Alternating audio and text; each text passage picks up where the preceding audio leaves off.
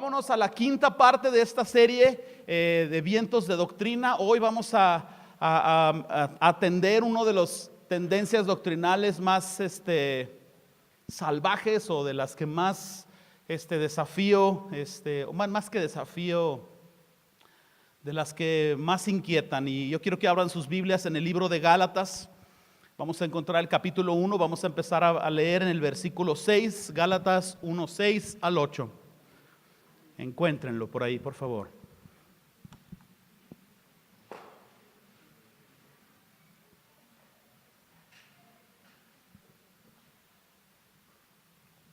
¿Están listos? Digan, como dijo Gálatas 1, 6. Estoy maravillado, el apóstol Pablo escribiendo, estoy maravillado de que tan pronto os hayáis alejado del que os llamó por la gracia de Cristo, para seguir un evangelio diferente. No que haya otro, sino que hay algunos que os perturban y quieren pervertir el evangelio de Cristo. Versículo 8, mas si aún nosotros, los apóstoles, o un ángel del cielo, os anunciare otro evangelio diferente al que hemos anunciado, sea anatema, es decir, sea maldito. Hay una maldición que Dios profiere, no nosotros no somos llamados ni tenemos autoridad de maldecir, pero Dios, hay una maldición a aquellos que toman el evangelio y lo distorsionan, lo pervierten, y este es el caso del evangelio que vamos a confrontar hoy. Lo vamos a conocer como el evangelio de la inclusión. Se ha levantado recientemente, y digo recientemente, ¿verdad? Las últimas 2 décadas, probablemente poquito más, y ha sido un resurgimiento. Realmente no es nuevo, pero ha venido esta corriente, este viento de doctrina, que básicamente, en sencillas palabras, su enseñanza principal es que el infierno no existe, ¿verdad? Y ha habido, por ridículo que esto suene, ha habido pastores, ha habido ministros, personas, teólogos que se consideran de cierto nivel, X cosa, personas que predican, enseñan y según ellos respaldan con versículos. Yo quiero hacer un paréntesis aquí, fuera de contexto, mal traducidos, con versiones dudosas de la escritura, pero respaldan según ellos con versículos la supuesta error en el que el cuerpo de Cristo está en creer que existe el infierno, y ellos dicen no existe. Y en las últimas 2 décadas, poquito más, ha venido este surgimiento y se ha expandido a través de varias personas, pero uno de los más prominentes es este pastor, que no sé si debo llamarlo pastor, Carlton Pearson. Este hombre, en una crisis emocional, esta es la historia, en una crisis emocional, por varias circunstancias que sucedían en su vida, de repente está viendo las noticias de los genocidios de Ruanda. Si ustedes no saben, pueden escribir genocidio en Ruanda en el internet y van a encontrar más información, pero cerca de 800,000 personas murieron, muchos niños, mujeres, personas víctimas de una guerra civil, y este hombre estaba viendo las noticias, ya estaba afligido por asuntos personales y estaba preguntándose dónde estaba Dios mientras todas estas personas sufrían. Trató de encontrar respuestas y él asegura que escuchó la voz de Dios que le decía: no es cierto, estas personas no van al infierno, todos han sido incluidos en mi sacrificio por la cruz. Y hasta el día de hoy este hombre se sostiene en decir que esta fue la voz de Dios. Qué bueno que los primeros mensajes de este año fueron relacionados con lo que era la revelación de Dios. ¿Se acuerdan estos mensajes? ¿Se acuerdan las pautas que poníamos? Una revelación tiene que ser compatible con la escritura, de otra manera Dios se está contradiciendo. Si ustedes quieren repasar esos mensajes, les va a sentar muy bien. Pero él se aferró, y naturalmente lo que sucedió es que sus líderes le confrontaron cuando empezó a predicar los domingos que el infierno no existía. Sus líderes le confrontaron, no respondió. El que era su autoridad espiritual, su pastor en aquel entonces, Oral Roberts, lo confrontó y él no mostró signos de arrepentimiento, continuó predicando el evangelio de la inclusión. Finalmente, tras ver que este hombre estaba tomando una línea totalmente equivocada o incorrecta o desviada, la gran mayoría de su congregación lo abandonó, su equipo de liderazgo, la mayoría de ellos lo abandonaron, su pastor retiró su apoyo de él. Sin embargo, este hombre continuó. Y por increíble que esto suene, ¿verdad? Hubo muchos que le siguieron. A lo mejor su congregación llegó a un punto en que casi se terminó, pero luego de repente empezó a venir un nuevo surgimiento porque se levantó un gran número de personas y sigue creciendo este movimiento. Porque claro que conviene para muchos seguir un evangelio que calma un poco la conciencia, pero provee una plataforma de libertinaje, porque si no hay infierno, entonces hay una libertad de moralmente comportarnos como nosotros quisiéramos, porque no hay una consecuencia por nuestras acciones. Y si ustedes quisieran ya empaparse más y quieren aprovechar su tarde, tienen Netflix, hay una película que se llama Come Sunday y ustedes la van a encontrar, la pueden ver. No la tienen que ver, la pueden ver y van a encontrar la historia. Aunque es una adaptación, básicamente los aspectos principales están puestos aquí en la historia. Y el asunto es ¿verdad? Este pastor en una crisis emocional cometió un terrible error. O este hombre, ¿verdad? Ya no debo llamarlo pastor. Y fue que puso sus emociones por encima de la verdad de la palabra de Dios. Y mis hermanos, no podemos bajo ninguna circunstancia cometer este garrafal error de poner la experiencia, poner nuestras emociones por encima de la verdad de la palabra de Dios. Cuando nosotros vamos a querer entender la vida a través de nuestras emociones y vamos a querer comprender la obra de Dios partiendo de aquí para acá, lo primero que vamos a hacer al encontrar adversidades, enfermedades, matanzas, violencia, economía, calentamiento global, lo primero que vamos a decir es: ¿dónde está Dios mientras todo esto sucede? ¿Alguien ha oído a alguien preguntarse esto? Tal vez muchos de nosotros sinceramente nos lo hemos preguntado en determinado momento. ¿Dónde está la respuesta? ¿Verdad? Los ateos confrontan a los cristianos y les dicen: ¿por qué un Dios amoroso permite el mal? ¿Por qué un Dios misericordioso permite el mal? Y el asunto es que es esto: cuando tratamos de ver a Dios y entender la vida a través de nuestras emociones, una y otra vez vamos a llegar a estas conclusiones. Nuestras emociones, nuestros pensamientos, nuestras decisiones, la manera en cómo vemos la vida, la manera en cómo vemos a Dios, deben de ser moldeados por la palabra de Dios y por el carácter de Dios, y no al revés. La palabra de Dios no se puede amoldar a nuestra perspectiva. Nosotros necesitamos encontrar en el carácter de Dios y en su palabra nuestras respuestas. Les explico en qué manera. Efectivamente hay una serie de cosas que nosotros vivimos, sufrimos, vemos que suceden, pero nosotros podemos apelar al carácter de Dios. En vez de dudar de la misericordia de Dios, es apelar al carácter de Dios y decir: Señor, yo sé que tú eres justo. A lo mejor yo no lo entiendo ahorita, pero Señor, soy sincero conmigo mismo. Mi mente es limitada porque tuvo un principio y tendrá un final. Tú eres omnisciente, yo no soy omnisciente. Tú eres eterno, yo no soy eterno. Confío en ti que eres justo. Aunque mi vista diga otra cosa, yo no voy a caminar por la vista, yo voy a caminar por lo que leo aquí. No una fe ciega, tonta, sino simplemente una confianza en creer que tú eres bueno y que el bien y la misericordia nos seguirán y que eventualmente tu justicia se aplicará a nuestras vidas. Y cuando nosotros tomemos este camino de ver la vida, ver a Dios a través de su palabra y sus atributos y su carácter, nosotros vamos a encontrar respuestas y vamos a mantener una fe firme. De otra manera estaremos en una crisis, y a lo largo de toda esta serie hemos venido hablando de una u otra manera esta verdad. Nuestras deficiencias doctrinales nos ponen vulnerables, nos colocan en ignorancia para poder aceptar cualquier viento de doctrina, cualquier moda que se ponga por ahí. Y como dice el libro de Gálatas, qué fácil, ¿verdad?, es abandonar los fundamentos de la fe. Entonces, cuando tú tengas estas dudas, estas crisis, apela a la verdad de la palabra de Dios, al carácter de Dios. ¿Hasta aquí vamos bien? Más específicamente, vamos a entrar al primer punto. ¿Qué es el evangelio de la inclusión? ¿Qué es lo que ellos creen? ¿Cómo lo podemos definir? Aquí encontramos una descripción. El evangelio de la inclusión es la creencia que enseña que el infierno no existe debido a que todos los humanos irán al cielo ¿ok?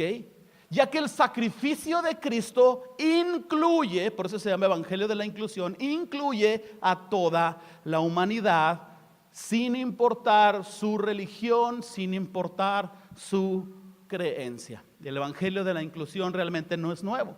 Es la reaparición de una antigua herejía, que fue denominada como el universalismo. Ya ha surgido esto antes.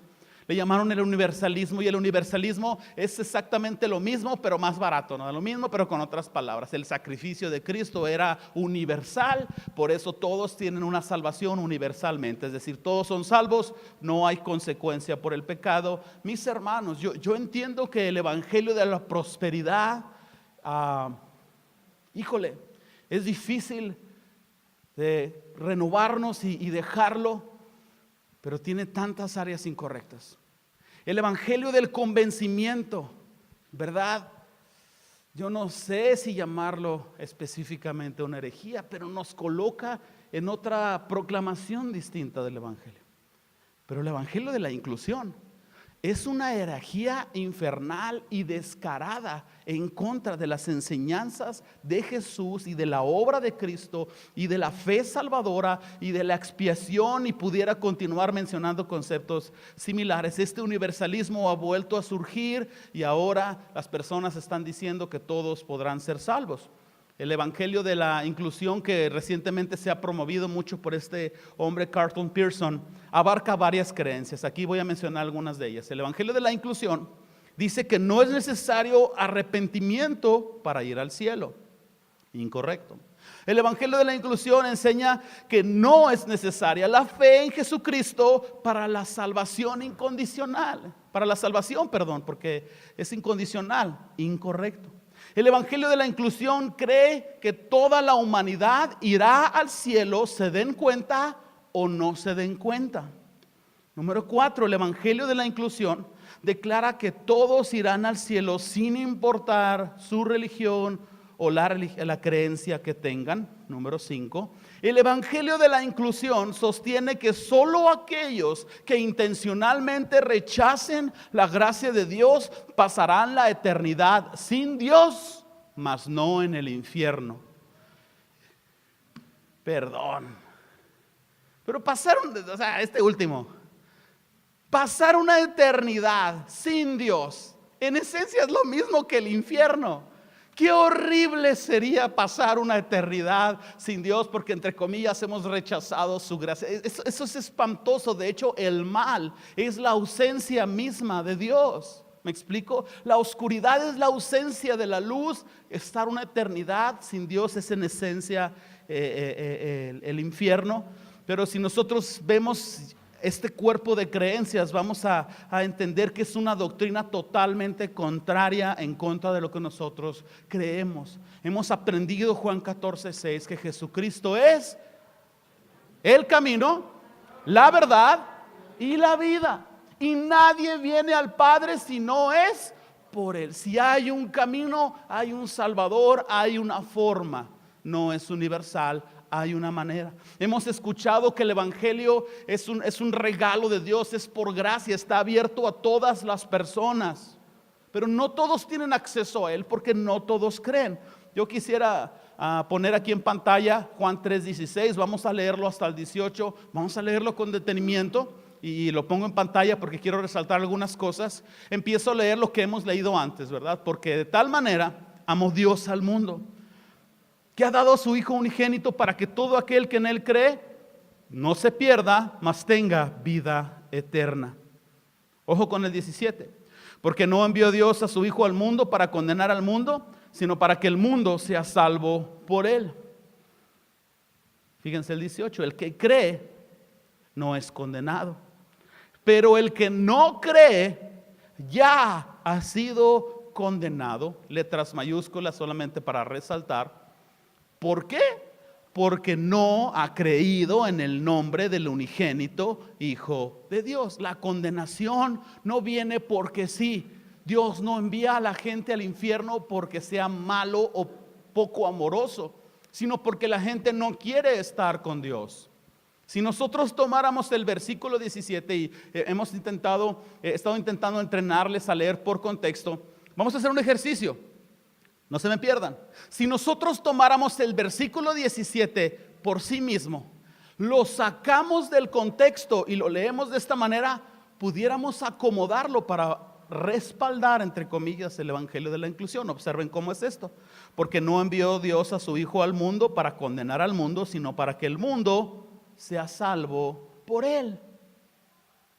Fuera de contexto, este versículo dice: Cristo murió por todo el mundo, por consecuencia no hay infierno. Pero cuando lo leemos en contexto, entendemos los aspectos fundamentales. De tal manera amó Dios al mundo, que ha dado a su Hijo unigénito, para que todo aquel que en él cree. Todo aquel implica una oferta universal, pero implica que no todos lo aceptan. Versículo 18, ¿verdad? El que no cree es condenado, y el que cree, en una manera de decirlo, es justificado. Entonces hay que leer por contexto, hay que aferrarnos a nuestros fundamentos de la fe, mis hermanos. Se vienen tiempos difíciles. Esto no va a mejorar, esto va a empeorar. Este no es el tiempo para ser ignorantes, no es el tiempo para ser pusilánimes, apáticos en nuestra fe. Este no es el tiempo para jugar al cristiano. Este es el tiempo para ser luz y brillar como hijos de luz en un mundo en tinieblas. Y podemos hacer algunas preguntas nada más para ir ubicando nuestro estudio, y vamos a pensar de esta manera. ¿La Biblia realmente confirma la existencia del infierno o no confirma la existencia del infierno? ¿Hemos querido ver lo que hemos querido ver, como los del evangelio de la inclusión nos acusan, o realmente la Biblia fundamenta el infierno? La Biblia confirma que es necesaria la fe y el arrepentimiento para la salvación, o la Biblia lo deja dudoso y ambiguo, y entre comillas hemos querido ver lo que queríamos ver. Vámonos a ver si esto es verdad o es mentira en una manera muy general. La fe. Cuando leemos el Nuevo Testamento por contexto y por temas, nos vamos a encontrar con que una y otra vez hay una afirmación de fe, una fe absolutamente necesaria, no solo para agradar a Dios, una fe necesaria para encontrar salvación. Hemos leído Efesios 2:8 al 9, aparece aquí en pantalla para ahorrar tiempo. Porque por gracia, ¿qué dice ahí? Sois salvos. ¿Por medio de qué? De la fe. Y esto no de vosotros, pues es don de Dios, no por obras, para que nadie se gloríe. Primera de Pedro 1:8 al 9. Lo leemos con calma para irlo entendiendo. A quien amáis sin haberle visto. Alguien ha visto a Jesús, pero alguien ama a Jesús. Entonces somos nosotros, al que amáis sin haberle visto, quien creyendo, aunque ahora no lo veáis, os alegráis con gozo inefable y glorioso. Ojo con el versículo 9. Obteniendo el fin de vuestra fe.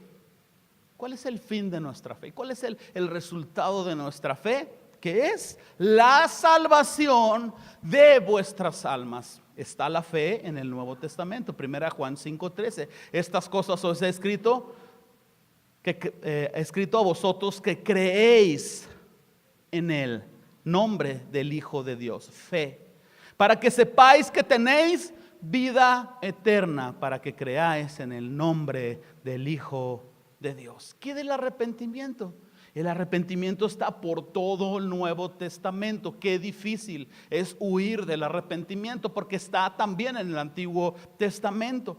Y no solo es eso, sino que la lectura concisa, el entendimiento claro, nos lleva a unir la fe con el arrepentimiento como necesarios para la salvación. Cuando venimos al conocimiento de la verdad, nosotros vivíamos de tal manera y pensábamos cosas como una mentirilla blanca, no pasa nada, todos mienten, es una mentira blanca. ¿Alguien lo dijo? Yo casi todos, ¿verdad? Mentiras blancas. Venimos al conocimiento de la verdad, de una u otra manera entendemos los 10 mandamientos, no darás falso testimonio, y tu pensamiento cambia. Y eso es arrepentimiento. Pensabas que antes no era tan mal decir, entre comillas, mentiras blancas, y ahora dices, Señor, pues todo es parejo. Y repruebo esta prueba, ¿verdad? Yo no puedo a mentir, y sin embargo miento. ¿Qué es lo que va a suceder en mi vida? Cuando Pedro se levanta en Pentecostés, El primer sermón, la primer palabra que sale de su boca es la misma primer palabra que salió de la boca de Jesús al proclamar el evangelio: arrepentíos. Hechos 2:38. Y bautícense en agua. Lo primero que salió de la boca de los apóstoles es el arrepentimiento. El cielo y el infierno ¿existen? La Biblia los menciona absolutamente, ¿verdad? No necesitamos convencer a nadie. A nadie nos gusta pensar en la idea de que un Dios amoroso y misericordioso envía a la gente al infierno. A nadie nos gusta este pensamiento, pero es lo que la Sagrada Escritura dice. Por duro que sea el infierno, lo duro no lo hace no creíble. Existe absolutamente, y aun cuando alguien decida deliberadamente voltearse a no considerar las Escrituras, nunca jamás podemos huir de nuestras conciencias. Nuestras conciencias nos confirman que esto es verdad. Y la Biblia menciona que en el final de los tiempos no solo iban a venir estos engañadores, pero menciona que en el final de los tiempos Jesús se iba a parar. De hecho, es la mención del juicio de las naciones. Aquellos que toman nota, no lo vamos a leer, pero es una mención. Mateo 25, del 31 al 46, está el juicio a las naciones. Y Jesús está diciendo que va a pararse y va a separar a las ovejas de las cabras. Y va a separar a creyentes de incrédulos. Y va a castigar con el infierno a aquellas personas que le rechazaron. No me contestes, ¿eres cabra o eres oveja? Porque si dices pues las dos suenan igual, ¿va? Hay que ver los frutos. Pero entendemos ahora lo que dice el Evangelio de Gálatas, ¿verdad? Boca de Pablo, indignado. Qué increíble que apenas me fui y ya ustedes están siguiendo al primer predicador que sale ahí no había televisión, pero podemos decirlo, que sale ahí en el internet. Vámonos al siguiente punto. Vamos a ver algunos argumentos en contra del evangelio de la inclusión. Alguien puede decir, bueno, ya mencionaste varios, hay más, hay muchos más, por exagerado que esto suene. Y aquí van, síganme por favor, no se me pierdan. Vamos a pensar inteligentemente. Si no se requiere fe y arrepentimiento para la salvación, entonces, ¿por qué el Nuevo Testamento está lleno de exhortaciones a la fe y al arrepentimiento si no son necesarios? Si la salvación, ¿verdad?, no requiere fe en la obra redentora de Cristo, entonces, ¿por qué Jesús sufrió tan terrible muerte?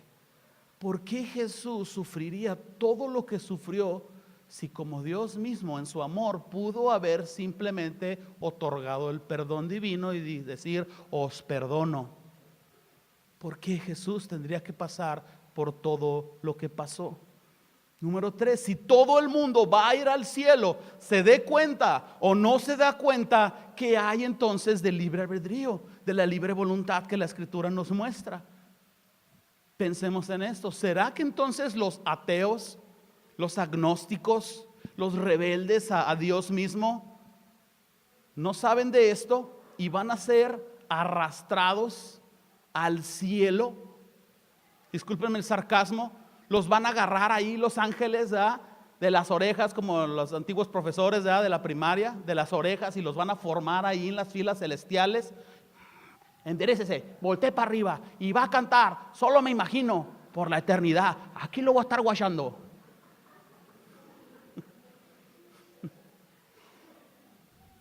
¿Me están siguiendo?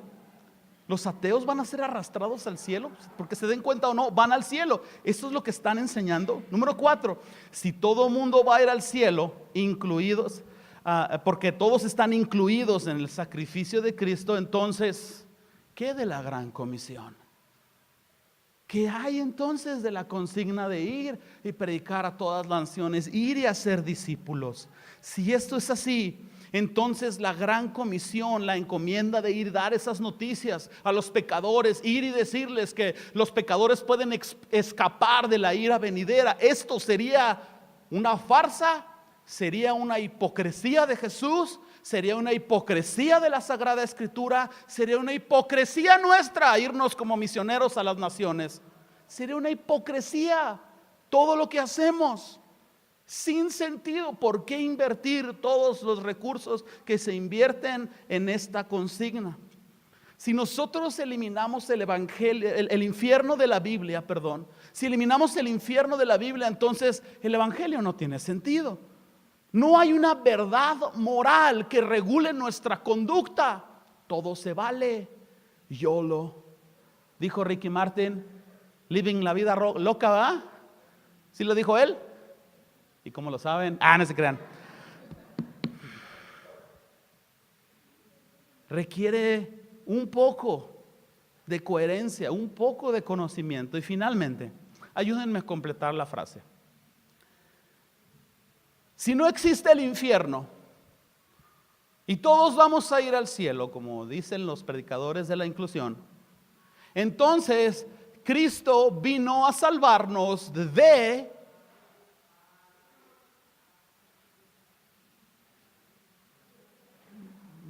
qué? Él es el Salvador. Órale, ¿Salvador de qué? ¿Salvador de qué?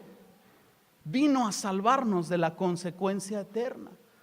Agrego uno más que no estaba en mis notas. Si el infierno no existe, no hay una condenación, no hay una consecuencia por nuestras acciones, ¿qué sentido tiene entonces el libro de Éxodo completo? Los 10 mandamientos, ¿por qué Dios condenaría al humano con 10 mandamientos que no podemos cumplir? ¿Por qué Romanos a través de boca de Pablo nos lleva a la conclusión, miserable de mí, no puedo agradar a Dios, no puedo cumplir el estándar divino? ¿Por qué Dios nos llevaría a tal condenación si es amoroso y nos incluyó a todos en su cruz, en su sacrificio, en su resurrección? No tiene sentido. Entonces tenemos que entrar todavía al tercer punto, ¿verdad? Y está el argumento de Jena. Yo no sé si algunos de ustedes han oído al respecto, pero los predicadores del evangelio de la inclusión han tratado de desacreditar el infierno, argumentando que la traducción de las Biblias comunes, las traducciones populares, están incorrectas en traducir la palabra infierno. Ellos dicen que la palabra Jena significa un basurero. Entonces ellos dicen, Jesús simplemente dijo basurero, no dijo infierno. El infierno no existe. Jesús se refería a un basurero a las afueras de la ciudad. Entonces nos están diciendo, porque sacan una versión, la Biblia Jesús, o no sé qué traducción es esa, están diciendo que la Reina Valera 1909 está incorrecta en traducir infierno. La Reina Valera 1960 está incorrecta en traducir infierno. La Nueva Traducción Viviente está incorrecta en traducir infierno. La Nueva Versión Internacional está incorrecta en traducir infierno. En inglés, The American Standard Version está incorrecta en traducir infierno. The King James Version en inglés está incorrecta en traducir infierno. The New King James Version está incorrecta en traducir infierno. The New Living Translation en inglés está incorrecta en traducir infierno, y pudiera continuar con el resto de las traducciones. Todos los traductores de griego han fallado en traducir la palabra infierno. Este es un argumento que quiero leerles. Esto es lo que ellos explican. Es lo que ellos creen, no lo que nosotros creemos. Dicen, con el fin de probar el infierno tradicional, a menudo se citan una serie de versículos referidos a la palabra Jena. Es la traducción en griego, ¿verdad? Que utilizó, que la palabra que dijo Jesús, Jena, que en otras Biblias tradicionalmente ha sido traducida como infierno. Así, cuando en estos versículos leemos infierno, en realidad se trata del término Jena. Este Jena fue el nombre utilizado en los tiempos de Jesús para referirse al valle de Hinnom, un valle ubicado en el sur de Jerusalén, en el que desde el año 638 a.C. se convirtió en un enorme basurero. Y a fin de consumir todos los desechos y evitar el hedor, el mal olor, el fuego se mantenía constantemente, de manera que Jesús nunca se refirió a ninguna región subterránea donde los inicuos son atormentados. Esta condición simbólica ha sido utilizada para construir la doctrina tradicional del infierno. Te pasas, Nico, te pasas. No te pasas, Nico, te pasas. Y aquí lo escribí como 5 veces, nomás lo voy a decir 2. Se pasan. En sencillas palabras nos están diciendo estos individuos que no hay un infierno, porque Jesús en todo momento se estaba refiriendo a un basurero a las orillas de Jerusalén, y estaba diciendo que a lo mejor sería una consecuencia no eterna. Pudieras aplicar lo que tú quieras al respecto. Y debemos de reconocer, ¿verdad? Es creativo el argumento, ¿verdad? Requiere inteligencia hacer todos estos estudios y se presenta. Cuando tú lees esto, si tú lo leyeras en el internet, tus bases bíblicas no están bien paradas, tú dirías, no se pasa, Nico, no es cierto que se pasa, ¿verdad? Pero yo tengo algunos argumentos bíblicos con los cuales rechazar la, entre comillas, traducción de Jena. Pero no los quieren saber, ¿verdad? Oremos pues. ¿Verdad? Número 1, no está comprobado que Jena era un basurero. Efectivamente, la traducción en griego es Jena, pero no está comprobado que sea un basurero que estaba. Sí existe este lugar a las afueras del sur de Jerusalén. Efectivamente es el valle de Hinnom, pero hay discrepancia entre los historiadores. Algunos dicen sí existía, otros dicen no existía. Y entonces, ¿verdad? Se toma la parte de los que dicen sí existen y se toma como un hecho verídico para decir era un basurero.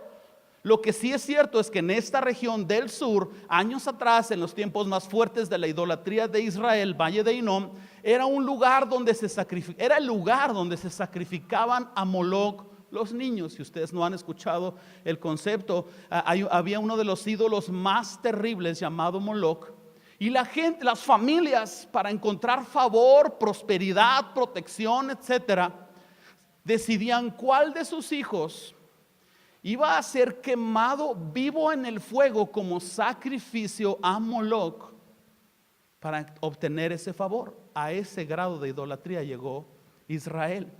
Y esto sí sucedía, de manera que Jesús utilizó este lugar y esta referencia para hacer una referencia de cómo sería el mundo real, o es decir, el infierno eterno, como consecuencia del pecado y la rebelión del hombre. Primer argumento. Segundo argumento en contra: el contexto de los pasajes no favorece a la traducción, la interpretación de un basurero. Cuando tú tomas la parte de Jesús y el adulterio y lo lees por contexto, no puede ser posible que Jesús diga, no, pues entonces si tú no cortas tu mano derecha o tu ojo que te hace ocasión de pecar, te vas a ir al basurero. No tiene sentido. Al momento de que los traductores están considerando el griego y ven el contexto, ellos dicen, ¿se está refiriendo al valle de Hinnom o se está refiriendo a la consecuencia eterna? A la consecuencia eterna. ¿Por qué razón? En otras menciones de la escritura, Dios enviaría a los ángeles que se rebelaron a los demonios a un basurero terrenal. ¿Me logro explicar? No afirma, no favorece el contexto a la traducción, la exégesis. Dices, ay, ¿qué es esa palabra? Es la correcta interpretación del texto bíblico. La exégesis de alguna manera exige que se aplique la palabra infierno. Por eso todas las demás traducciones que utilizamos dicen infierno, porque Jesús no se refería a un basurero. Número 3, desacreditar la palabra infierno de algunas menciones de Jesús que son debatibles, y decía Jena como basurero o Jena como infierno, castigo eterno, porque ambas traducciones están en griego. Eliminar o ¿cómo se dice? Desacreditar la palabra infierno no elimina el concepto de la Sagrada Escritura. Vamos a imaginarnos que el argumento de basurero Jena lo ganaran los del Evangelio de la Inclusión. Vamos solamente a imaginarnos. Ok, no puedes eliminar el concepto infierno de la Biblia. Está en Antiguo y Nuevo Testamento. La Escritura nos enseña en varios pasajes que hay un castigo para los impíos. La parábola del rico y Lázaro no se refiere a Jena, se refiere a un lugar de castigo eterno. La parábola de los talentos, Mateo 25:30, dice, y al siervo inútil echadle en las tinieblas de afuera, ahí será el lloro y crujir de dientes. Jesús, en su mención sobre el juicio de las naciones, que lo dije ahorita, sí cito un versículo de Mateo 25:41, Jesús lo menciona como fuego eterno. Dice: entonces dirá también a los de la izquierda: apartaos de mí, malditos, al fuego eterno preparado para el diablo y para sus ángeles. No Gehenna, fuego eterno. También Jesús lo mencionó como un castigo eterno en Mateo 25:46. E irán estos al castigo eterno y los justos a la vida eterna. El contexto favorece a la palabra infierno. Jesús lo menciona como el fuego que nunca se apagará en Marcos 9:43. Y si tu mano te fuera ocasión de caer, córtala, porque mejor es entrar en la vida manco que teniendo dos manos ir al infierno, Gehenna. Pero fíjense las siguientes palabras para ir entendiendo: al fuego que no puede ser apagado. El fuego que no puede ser apagado no es algo terrenal, tiene que ser un lugar de castigo en el plano espiritual. Juan, el apóstol, otro de los argumentos que los predicadores del evangelio de la conclusión van a poner es que ni los principales discípulos, Juan, Pedro, Pablo, o los principales apóstoles, mencionaron Gehenna y no mencionan infierno en sus escritos. Juan, en el Apocalipsis, está definiendo el infierno como el lago de fuego y azufre, 20:10 de Apocalipsis. Y el diablo que los engañaba fue lanzado en el lago de fuego y azufre, donde estaban la bestia y el falso profeta, y serán atormentados día y noche por los siglos de los siglos. Y hay muchos otros pasajes más que nos deben de hacer pensar dos veces la consecuencia de nuestras acciones en conexión con el infierno que realmente la Escritura sustenta. Número 4, tú dices: ¿tienes más? No, mis hermanos, agárrense. La Biblia confirma que habrá un juicio final para todos los hombres. Y esto marca una dimensión totalmente distinta a un argumento de traducción basurero infierno. En sus Biblias, Apocalipsis 20:11, por favor.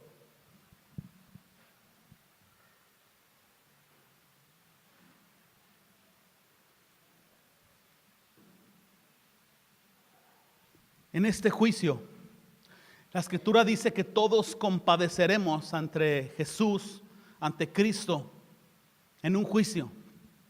La Escritura dice que seremos recompensados por nuestra fe o seremos condenados por nuestra incredulidad. Leemos juntos Apocalipsis 20 del 11 al 15. ¿Están ahí?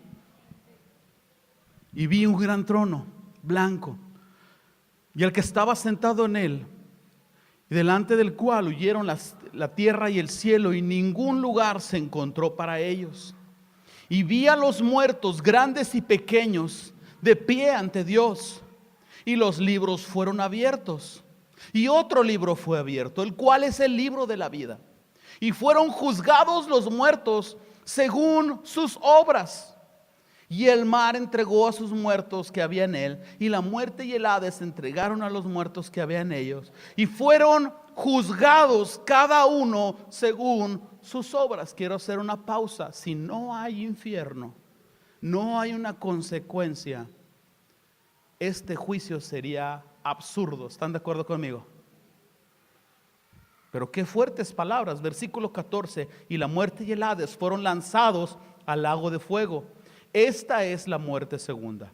Y el que no se halló inscrito en el libro de la vida fue lanzado al, ¿qué dice ahí? Estos libros nos hacen entender que la justicia de Dios se aplica. Hay un libro por cada uno de nosotros, un libro que registra todas nuestras acciones, todos nuestros pensamientos, todas las cosas en lo oculto serán sacadas a la luz, porque los libros van a ser abiertos. Hay un registro de lo bueno y lo malo que nosotros hacemos. Y la Escritura dice que todos seremos juzgados. También los cristianos, los que tuvieron una fe salvadora, también les van a sacar sus trapos al sol.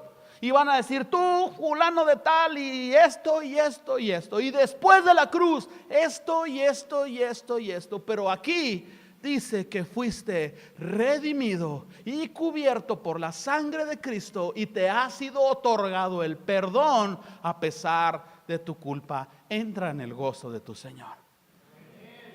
Ese a mí me gustó. Ahora sí parece una congregación de cristianos.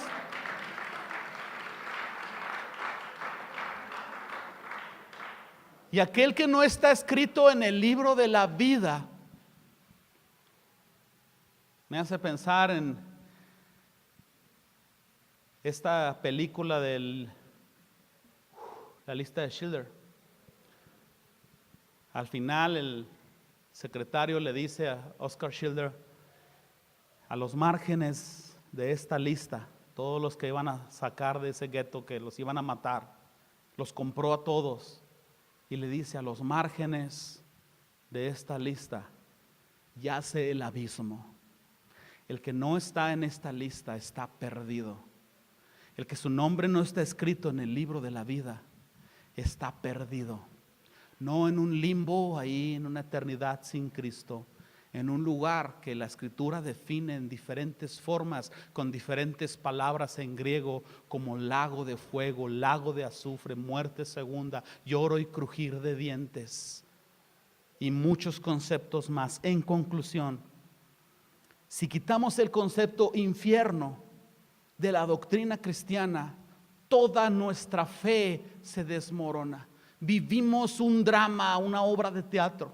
Si quitamos el infierno de nuestra fe, todo no tiene relevancia, nada tiene relevancia, todo se viene abajo. Sería un evangelio incongruente. Y un evangelio como el de la inclusión, falso, no salva a nadie, no beneficia a nadie. Peor aún, refunde más a las personas en el infierno, porque entonces yo puedo vivir como yo quiera. Soy salvo de todos modos. ¿Me logro explicar?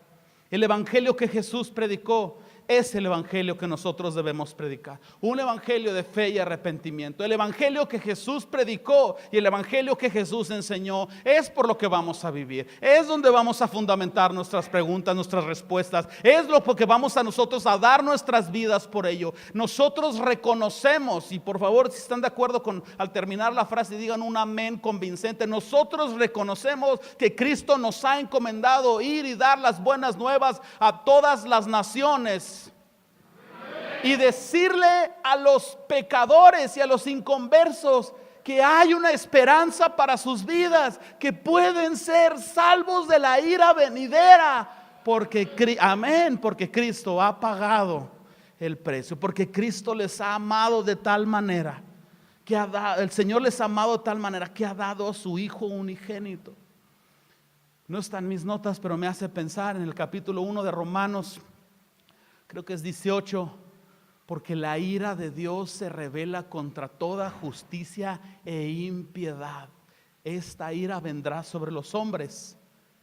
Crean o no, vendrá sobre los hombres y somos responsables a ir y advertirles. Entiendo por qué Pablo les escribía a los Gálatas: estoy maravillado de que tan pronto os hayáis alejado del que os llamó por la gracia de Cristo para seguir un evangelio diferente. No que haya otro, sino que hay algunos que perturban y quieren pervertir el evangelio de Cristo. Mas si aún nosotros, o un ángel del cielo, o una sugestión de un ministro que diga Dios me habló, no existe el infierno, y anunciar un evangelio diferente, el que hemos anunciado, sea anatema. Así es de que públicamente confrontamos el evangelio de inclusión y lo rechazamos como creyentes en la fe salvadora del evangelio de fe y arrepentimiento que hemos entendido de las Escrituras. Un último amén. Cierren sus ojos, por favor.